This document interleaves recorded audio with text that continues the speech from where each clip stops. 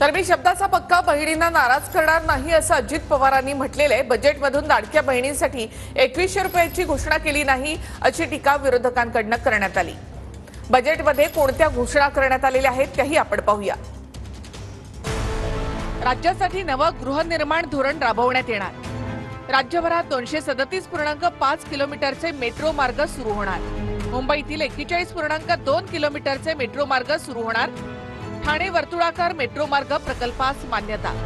मुंबईतील वाहतूक कोंडी कमी करण्यासाठी 64,000 कोटींचे प्रकल्प। बीकेसी, वडाळा आणि कुर्ला वरळीत आंतरराष्ट्रीय दर्जाची व्यापारी केंद्र निर्माण केली जाणार। गोरेगाव, नवी मुंबई, खारघर आणि विरार बोईसरमध्येही व्यापारी केंद्र बनवणार। मुंबई विमानतळ ते नवी मुंबई विमानतळाला मेट्रोनं जोडणार। शिर्डी विमानतळावर लवकरच नाईट लँडिंग सुरू होणार। 2025 मध्ये नवी मुंबई विमानतळावरून आंतरदेशीय विमान सेवा सुरू होणार। नवी मुंबई मुंबईत आंतरराष्ट्रीय बाजारपेठ स्थापन करणार। अर्थसंकल्पातून कोणत्या विभागाला किती निधी? सामाजिक न्याय व विशेष सहाय्य 25,581 कोटी। आदिवासी विकास विभाग 21,495 कोटी।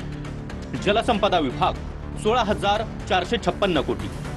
कृषी विभाग 9,710 कोटी। इतर मागास आणि बहुजन कल्याण विभाग 4,368 कोटी। मृद आणि जलसंधारण विभाग 4,247 कोटी। रोजगार हमी योजना 2,205 कोटी। सहकार आणि पणन 1,178 कोटी।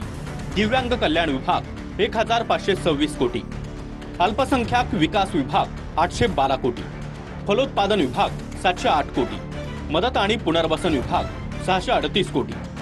पशु आणि दुग्ध विकास विभाग 635 कोटी।